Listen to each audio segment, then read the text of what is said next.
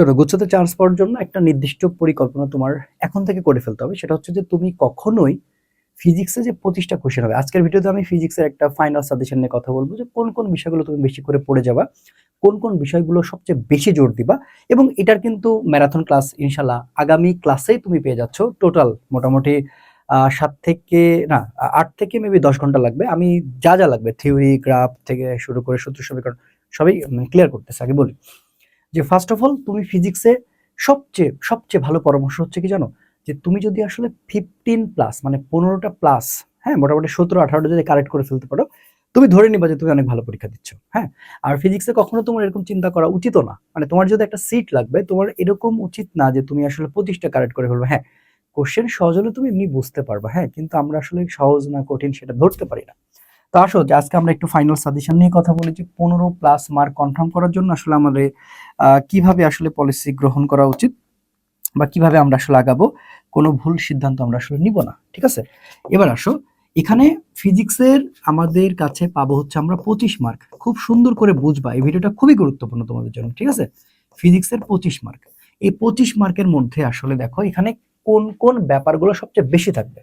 আচ্ছা, সবার আগে আমি তোমাকে বলবো যে থিওরি কোশ্চেন, মানে যেগুলো আসলে তুমি ইন্টারমিডিয়েটে জ্ঞানমূলক বলে আসছো, সেগুলো আমি তোমাকে বলছি। থিওরি থেকে তো কোশ্চেন হচ্ছে 100%। থিওরির কত গুরুত্ব, যারা রাজশাহী বিশ্ববিদ্যালয়ে পরীক্ষা দিয়েছে, জগন্নাথ বিশ্ববিদ্যালয়, মানে ম্যাক্সিমাম বিশ্ববিদ্যালয়ে কিন্তু থিওরির কি পরিমাণ আসছে সেটা দেখতে পেয়েছো। আচ্ছা, একক মাত্রা, এখান থেকে একটা কোশ্চেন কমন পাওয়ার একটা ভালো রকমের সম্ভাবনা রয়েছে। ঠিক আছে, একক মাত্রা।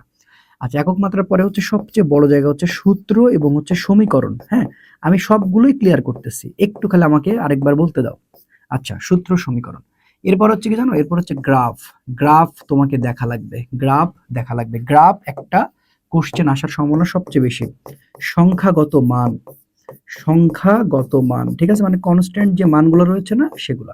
আচ্ছা, বিভিন্ন সম্পর্ক, বিভিন্ন সম্পর্ক বলতে কার সাথে সমানুপাতিক, কার সাথে ব্যস্তানুপাতিক, বিভিন্ন সম্পর্ক। এরপরে হচ্ছে তোমার বর্তনীর তুল্য রোধ, মানে এই জিনিসগুলো খুবই গুরুত্বপূর্ণ। বর্তনীর হচ্ছে তুল্য রোধ, ঠিক আছে। আচ্ছা, বর্তনীর তুল্য রোধের পাশাপাশি হচ্ছে তোমার ধারকের, হ্যাঁ ধারক, এইগুলা তোমাকে মেজর পড়া লাগবে। ধারক অর্থাৎ ধারকের যে সার্কিট রয়েছে সেগুলো, ঠিক আছে, ধারকের যে সার্কিট রয়েছে। তাহলে থিওরি, একক মাত্রা, সূত্র সমীকরণ, গ্রাফ, সংখ্যাগত মান, বিভিন্ন সম্পর্ক, বর্তনীর তুল্য রোধ, ঠিক আছে, এবং সেমিকন্ডাক্টর ইলেকট্রনিক্সের হচ্ছে বিভিন্ন গেট। এই যে বিভিন্ন গেট রয়েছে না, এই বিভিন্ন গেট গুলো একটু দেখা লাগবে, বিভিন্ন গেট। আর তার সাথে হচ্ছে সংখ্যা পদ্ধতি, সংখ্যা পদ্ধতি, এগুলো আরেকবার তোমাকে জানা লাগবে, বোঝা লাগবে। আশা করি তুমি এগুলো জানো এবং বোঝো ইনশাল্লাহ। আচ্ছা, তাহলে দেখো আমরা একটু ভাগ করি, কিভাবে ভাগ করলাম। মানে থিওরি মাস্ট, থিওরি মাস্ট, ঠিক আছে, থিওরি মাস্ট, থিওরি মাস্ট, ওকে। একক মাত্রা, এগুলো থেকে আমরা একটা কোশ্চেন কমন পাবো আশা করি। সূত্র সমীকরণ থেকে সর্বনিম্ন 3টা, সর্বোচ্চ 4টা কোশ্চেন চলে আসে। এবার জেনুইন যে ম্যাথ রয়েছে, জেনুইন যে ম্যাথ রয়েছে অর্থাৎ ম্যাথ, এই ম্যাথের একটা পোর্শন তুমি পাবা। তার মানে আমরা যদি দেখি 1 2 3 4 5 6 7 8 9 10 11টা ভাগ করে, মানে 11টা স্টেপে ভাগ করে যদি ফিজিক্সটা পড়াশোনা করতে পারি, ইনশাল্লাহ তুমি দেখবা যে এখান থেকে কোশ্চেন তুমি কমন পেয়ে যাচ্ছ। আচ্ছা, এবার আসো, এবার আসো যে আমরা 25টা কোশ্চেনের মধ্যে থিওরি কত অংশ পেতে পারি, ম্যাথ কটা আসতে পারে, সবগুলো নিয়ে আমি আসলে একটা মানে প্রিভিউ দেওয়ার চেষ্টা করছি। মনে করা যায় এরকম হতে পারে, ঠিক আছে, এরকম হতে পারে, মানে বিভিন্ন বিশ্ববিদ্যালয়ের উপরে বেস করে হতে পারে। তাহলে এই যে এই প্যাটার্ন গুলো তুমি আশা করি বুঝতে পারছো। এবার আসো ম্যাথ, ঠিক আছে, ম্যাথ আসতে পারে তোমার হচ্ছে 12, ঠিক আছে, 12 থেকে 14টা, 12 থেকে 14টা কম হইতে পারে, তবে 12টা সর্বনিম্ন একটা ম্যাথ আসার পসিবিলিটি রয়েছে। 12টা ম্যাথ, ঠিক আছে, 12টা ম্যাথ। এরপরে দেখবা একেবারে জেনুইন থিওরি, ঠিক আছে, জেনুইন থিওরি তোমার আসবে 5 থেকে 6টা, 5 থেকে 6টা তুমি পাবা, ঠিক আছে। এরপরে তুমি গ্রাফ পাওয়া যাবা, মানে এই জায়গাগুলো সবচেয়ে বেশি মেন, গ্রাফ পাবা, তারপরে হচ্ছে একক মাত্রা পাবা। এগুলো তো আমি বলেই আসলাম। তো এই হলো ব্যাপার। তার মানে আমরা যদি হিসাব করতে যাই, হিসাব যদি করতে চাই, তাহলে এখানে দেখবো যে আসলে মোটামুটি 50-50 হয়ে যাচ্ছে, 50-50 হয়ে যাচ্ছে। তার মানে এখানে ম্যাথ আমরা যদি আসলে 12টা ধরি, তাহলে এখানে আমাদের ধরা বা বলা উচিত ধর 100%-এর মধ্যে ম্যাথের পোর্শনটা 50%-এর একটু কম হবে। 50%-এর মানে ম্যাথ 50%-এর একটু কম। আমরা এইভাবে চিন্তা করতে পারি যে 50%-এর একটু কম, একটু কম, এইটা আমি তোমাকে বলে রাখলাম। হ্যাঁ, তুমি এটাকে আসলে 45% হতে পারো ম্যাথ। বাকি থিওরি, সূত্র, সমীকরণ, এই যে জায়গাগুলো তো মার্ক তোলার জায়গা আছে। আর কিছু ম্যাথ তুমি পারবা না, সেগুলোকে স্কিপ করতে হবে। এখানে হ্যান্ড ক্যালকুলেশন খুব বেশি প্রয়োজন পড়বে একদমই না, দেখে নিও খুব একটা বেশি হ্যান্ড ক্যালকুলেশনের প্রয়োজনই পড়বে না তোমার। ওই দেখবা যে ম্যাক্সিমাম সম্পর্ক টম্পর্ক এই সেই হাবিজাবি স্বাচ্ছন্দ্য চলে আসবে, দেখা যাচ্ছে হ্যান্ড ক্যালকুলেশন জায়গাটা তুমি খুবই মানে খুব বেশি পাবা না। ঠিক আছে, এবার আসো ম্যাথ কোন পার্ট থেকে বেশি আসবে। ম্যাথ কোন পার্ট থেকে বেশি আসবে? গতবার আমরা দেখেছিলাম সেকেন্ড পার্ট থেকে বেশি এসেছিল, তো এবারও আমার কেমন জানি মনে বলতেছে সেকেন্ড পার্ট থেকে আসার সম্ভাবনা একটু বেশি। সেকেন্ড পার্ট থেকে একটু বেশি এসেছিল ফার্স্ট পার্ট, তবে সেকেন্ড পার্ট থেকে বেশি হলে ভালো তুমি মানে ইয়ে করতে পারবা। তাহলে ফার্স্ট মানে আমার আমার আমার আমার মন বলছে যে সেকেন্ড পার্ট থেকে ম্যাথের পরিমাণটা বেশি। এবার আসলে কোন অধ্যায়গুলো ম্যাথের জন্য তুমি রেডি করবা, কোন অধ্যায়ের জন্য সবচেয়ে বেশি থিওরির জন্য রেডি করবা, আমি সেটা তোমাকে এখন একবারে সুন্দর করে বলে দিচ্ছি। দেখো, আচ্ছা, ম্যাথের জন্য হচ্ছে ফার্স্ট অফ অল হচ্ছে বলবিদ্যা, ভেক্টর থেকে ম্যাথ আসার সম্ভাবনা। আচ্ছা, এবার আসলে কোশ্চেন ও আরেকটা কথা বলতে ভুলে গেছি, আউট অফ শর্ট সিলেবাস যতই বলুক আসবে না, দেখবা যে তুমি পাওয়া যাচ্ছ কয়েকটা জিনিস তুমি পাবা, এটা 100% শিওর থাকা। আউট অফ শর্ট সিলেবাস 2 থেকে 3টা, গুচ্ছতে 2 থেকে 3টা, তার বেশি আসবে না, 2টা অথবা 3টা, 4টা 5টা হবে না। রাজশাহী বিশ্ববিদ্যালয়ে আমি বলতাম 5টা, 2টা বা 3টা দেখবা যে আউট অফ শর্ট সিলেবাস 2টা অথবা 3টা পড়বে, 2টা অথবা 3টা, তার বেশি আসলে আসবে না, তার বেশি আসবে না। এটা 100% দেখবা যে 2টা অথবা 3টা আউট অফ শর্ট সিলেবাস। তার মানে আমরা যদি শর্ট সিলেবাসের আউটলাইন করি, অর্থাৎ আউটলাইন যদি করি, এখন যে আউটলাইনটা আমরা করতেছি দেখো, তার মানে আমাকে মাথায় রাখতে হবে যে 22টা কোশ্চেন আমি আসলে তোমার শর্ট সিলেবাসের মধ্যে পাবো, 3টা আমার মন বলতেছে দেখবা যে বাইরে চলে আসছে। না আসলে তো আলহামদুলিল্লাহ, না চলে আসবে ব্যাপারটা এরকম না, না আসলে আলহামদুলিল্লাহ, যদি আসে 3টা আসবে 22টা। এখানে 22টার মধ্যে আমরা আসলে কিভাবে আসলে আমরা ভাগ করব, 22টার মধ্যে ভাগ করব কিভাবে? ঠিক আছে, তো এবার আসলে থিওরির জন্য সবচেয়ে গুরুত্বপূর্ণ, আমরা যদি প্রথম একটু একটা আউটলাইন তোমাকে করে দিই। হ্যাঁ, মানে তুমি থিওরির জন্য সবচেয়ে বেশি কোন অধ্যায়টাকে মানে মনোযোগ বেশি দিবা, ঠিক আছে? তাহলে আমি তোমাকে বলে দিচ্ছি। সবার প্রথমে হচ্ছে আদর্শ গ্যাস, এইটাতে তোমার সবচেয়ে বেশি থিওরি আসার একটা সম্ভাবনা রয়েছে, আদর্শ গ্যাস। এবং তার সাথে হচ্ছে পদার্থের গাঠনিক ধর্ম। পদার্থের গাঠনিক ধর্ম, পদার্থের গাঠনিক ধর্ম। তো এই জায়গাগুলো কিন্তু তোমাকে বুঝতে হবে যে একটা হচ্ছে কি আদর্শ গ্যাস এবং একটা হচ্ছে পদার্থের গাঠনিক ধর্ম।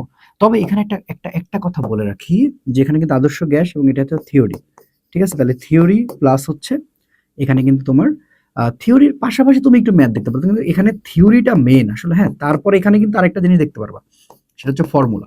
হ্যাঁ, মানে সূত্র সমীকরণের জায়গাগুলো কিন্তু খুবই গুরুত্বপূর্ণ। তবে আদর্শ গ্যাস, পদার্থের গাঠনিক ধর্ম, এবং এটার সাথে তুমি আরেকটা সবচেয়ে বেশি গুরুত্বপূর্ণ মানে সবচেয়ে বেশি গুরুত্ব দিবা, সেটা হচ্ছে মহাকর্ষ অভিকর্ষ। ওকে, দেখো, মহাকর্ষ ও অভিকর্ষ, এই মহাকর্ষ এবং হচ্ছে অভিকর্ষ, এখান থেকে তুমি যেটা করবা, এই মহাকর্ষ অভিকর্ষ থেকে যেটা করবা সেটা হচ্ছে যে তোমাকে মাথায় রাখতে হবে যে যত ফর্মুলা আছে এখান থেকে বেশ ফর্মুলা আসে, এবং ফর্মুলার পাশাপাশি এখানে কিন্তু সংখ্যাগত মান রয়েছে। ঠিক আছে, সংখ্যাগত মান রয়েছে, এই সংখ্যাগত মানগুলো কিন্তু তোমাকে খুব ভালো করে দেখা লাগবে, বুঝতে পারছো?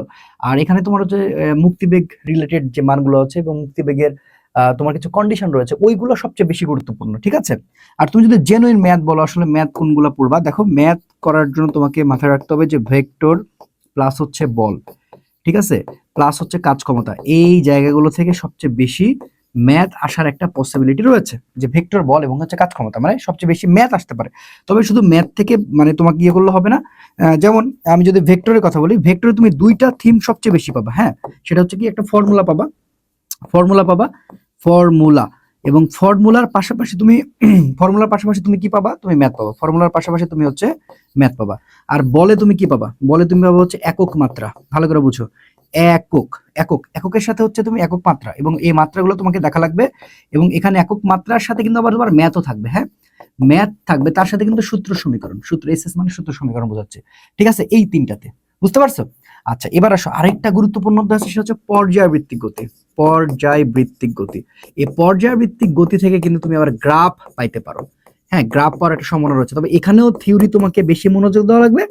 থিওরির পাশাপাশি তুমি এখানে আসলে সূত্র সমীকরণ বা গ্রাফ, মানে গ্রাফটাকে আমি বেশি নজর দিতে বলবো। এখানে গ্রাফটা নজর দিবা, গ্রাফের পাশাপাশি তুমি হচ্ছে সূত্র এবং যে সমীকরণগুলো রয়েছে, যে সূত্র সমীকরণগুলো রয়েছে সেগুলো একটু বেশি দেখা লাগবে। তাহলে ফার্স্ট পার্টের আউটলাইনটা তুমি বুঝতে পারতেছো যে এখানে এক্স্যাক্টলি ম্যাথ আসবে ভেক্টর, বলবিদ্যা, কাজক্ষমতা। বাদ বাকি ম্যাথ যদি আসে পর্যায়ভিত্তিক গতি থেকে কিন্তু ম্যাথ আসার পসিবিলিটি রয়েছে, তবে এখানে তুমি বেশি সূত্র সমীকরণ এবং হচ্ছে যে গ্রাফ এই ব্যাপারগুলোতে একটু বেশি মনোযোগ দিবা। তার পাশাপাশি যদি আমি স্পেসিফিকলি বলে দিই, তোমার দেখা যাচ্ছে যে সরল দোলক হওয়ার শর্ত যে ব্যাপারগুলো রয়েছে, থিটার পরিমাণ 4 ডিগ্রি বা 4 ডিগ্রির কম হলে এই যে ব্যাপারগুলো এগুলো আছে, এবং ওইখানে সরল দৈর্ঘ্যের কিছু ঘটনা রয়েছে, কখন ধীরে চলতেছে, কখন অপরিবর্তিত হচ্ছে, পাহাড়ের খনিতে নিয়ে গেলে কি হচ্ছে, এই যে বিষয়গুলো এগুলো বাদ দেওয়া যাবে না। ম্যাথ, হ্যাঁ এটা তো ম্যাথ, ম্যাথ এখানে ব্যবকলনের সমীকরণটা খুবই গুরুত্বপূর্ণ, ম্যাথের এই জায়গাটা ব্যবকলনের সমীকরণ, ঠিক আছে। তাহলে এখান থেকে আমরা মোটামুটি বুঝতে পারছি যে এক্স্যাক্টলি থিওরির জন্য যদি আমি প্রিপারেশন নিতে চাই, তাহলে সেটা আমাকে সবচেয়ে বেশি গুরুত্ব দেওয়া লাগবে পদার্থের গাঠনিক ধর্ম, এবং পদার্থের গাঠনিক ধর্ম হচ্ছে স্পর্শ কোণটা রয়েছে খুবই গুরুত্বপূর্ণ, এবং পদার্থের গাঠনিক ধর্মের পাশাপাশি হচ্ছে আদর্শ গ্যাস, গ্যাসের গতিতত্ত্ব, আর বাদ বাকিগুলো আমি তোমাকে বলে দিছি, ঠিক আছে। এবার আসো সেকেন্ড পার্ট, যদি আমরা একটু সেকেন্ড পার্ট নিয়ে কথা বলি, সেকেন্ড পার্টে আবার কি হতে চলেছে।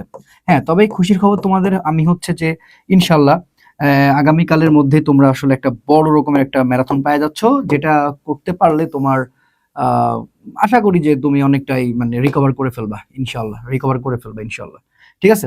ওকে, তো দেখো সেকেন্ড পার্ট, তো সেকেন্ড পার্টে যদি আমরা একটু দেখি যে সেকেন্ড পার্টে আসলে কি বলা হচ্ছে। সেকেন্ড পার্টে সবচেয়ে বেশি আমি তোমাকে গুরুত্ব দিতে বলবো তাপ গতিবিদ্যা।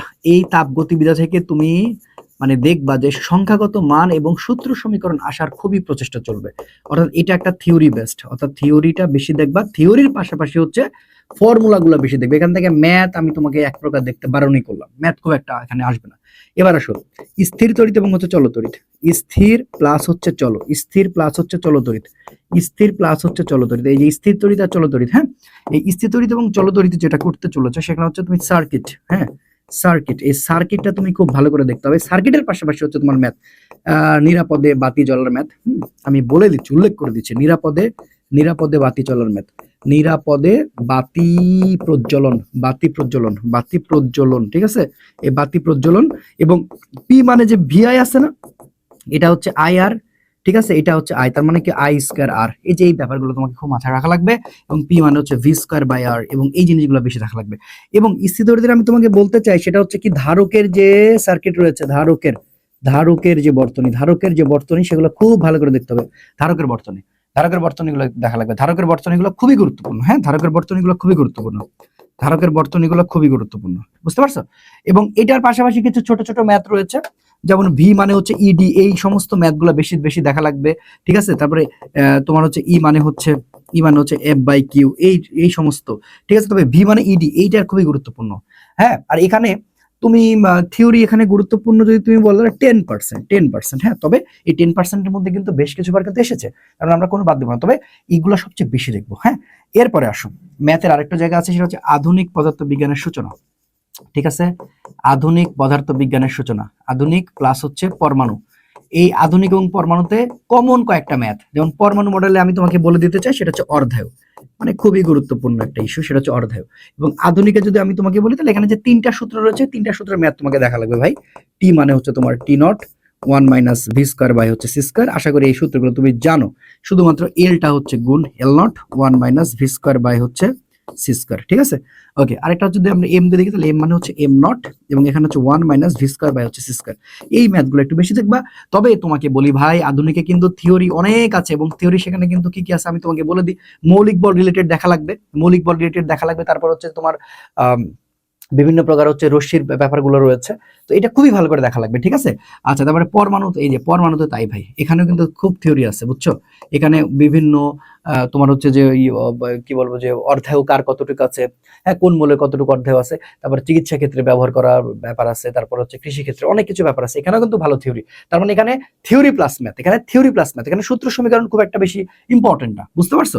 আচ্ছা, এরপর আসো আরেকটা গুরুত্বপূর্ণ অধ্যায় হচ্ছে ভৌত আলোক বিজ্ঞান। এই ভৌত আলোক বিজ্ঞানটা থেকে তোমার থিওরি প্লাস একক মাত্রা, ভালো করে বুঝো, থিওরি, ঠিক আছে, প্লাস একক মাত্রা, পয়েন্টিং ভেক্টর, একক মাত্রা হচ্ছে পয়েন্টিং ভেক্টর, বুঝতে পেরেছো, একক মাত্রা পয়েন্টিং ভেক্টর, এটা তোমাকে দেখা লাগবে। এবং ম্যাথ যদি তুমি দেখতে চাও, তাহলে ইয়ং এর দ্বিচির রিলেটেড, ইয়ং দ্বিচির, ইয়ং দ্বিচির রিলেটেড, দ্বিচির রিলেটেড, সবকিছু দেখতে হবে।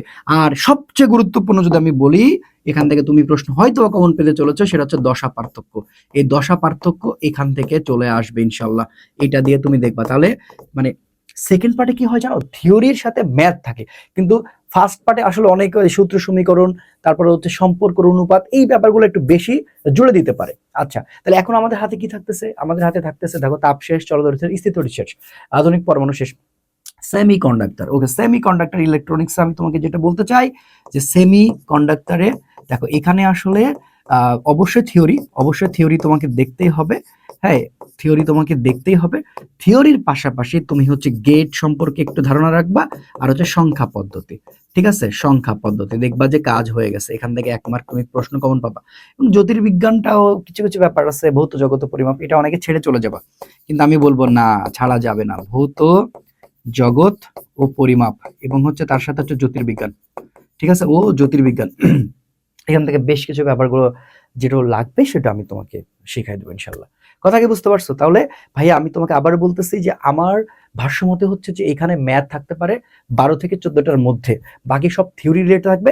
কিন্তু এই থিওরি অংশের মধ্যে কিন্তু কি কি থাকবে আমি তোমাকে আবারও বলতেছি, যে সূত্র সমীকরণ থাকবে, একক মাত্রা থাকবে, গ্রাফ থাকবে, একক মাত্রা থাকবে, গ্রাফ থাকবে। এই জিনিসগুলা খুব ভালো করে তোমাকে আত্মস্থ করতে হবে, গ্রাফ দেখতে হবে। ঠিক আছে, এরপরে হচ্ছে কি বর্তনী বলেছে, বর্তনী দেখতে বলেছে, এবং সংখ্যাগত মান, আমি বারবারই বলতেছি ভাই যে সংখ্যাগত মানগুলো খুবই গুরুত্বপূর্ণ। ঠিক আছে, কেউ কোনো টেনশন করো না। পরবর্তী যে ভিডিওটা আসতেছে সেটা হচ্ছে টোটাল ফিজিক্স ফার্স্ট পার্ট, আমি তোমাকে পাবলিক করে দিচ্ছি, ম্যারাথন A to Z। এই ম্যারাথনটা সব থেকে স্পেশাল ম্যারাথন হবে। কেন? কারণ আমি ম্যারাথনটা নিয়ে কিভাবে জানো, শুধুমাত্র তোমাকে কোশ্চেন সলভ করে চলে যাবে, ব্যাপারটা এরকম নয়। সেখানে ডিটেলে পড়াই, আবার সেখানে কতটুকু থিওরি আসবে, সেখানে কতটুকু সূত্র সমীকরণ আসবে, সেখানে কতটুকু সম্পর্ক অনুপাত আসবে। ভাই পারফেক্ট একটা ক্লাস তুমি পেতে চলেছো ইনশাল্লাহ। এটা আগামীকাল আপলোড করবো ইনশাল্লাহ, ম্যারাথন ফার্স্ট পার্ট। তারপরে ইনশাল্লাহ 1 বা 2 তারিখের মধ্যে সেকেন্ড পার্ট আপলোড করে দেবো, এবং ফিজিক্সের পাশাপাশি ইংরেজি এবং ম্যাথ এখানে ম্যারাথন আমার চ্যানেলে আপলোড করা হবে। সো আমরা আছি, কেউ কোনো টেনশন করো না। পরিশ্রম তুমি করো, আমরা করি, সবাই মিলে করি, চেষ্টা করি ভাই, চেষ্টা করি ইনশাল্লাহ। এই আল্লাহ তাআলা যেন তোমার এই পরিশ্রমটা কবুল করে, এবং অবশ্যই করবে, তুমি আল্লাহ তাআলার কাছে চাও। ঠিক আছে, যেভাবে ইনস্ট্রাকশন দিলাম এই জিনিসগুলো মেনে চলো, ইনশাল্লাহ ভালো কিছু হবে। দেখা হচ্ছে পরবর্তী ভিডিওতে, সে পর্যন্ত সবাই ভালো থেকো। আসসালামু আলাইকুম রহমতুল্লাহ।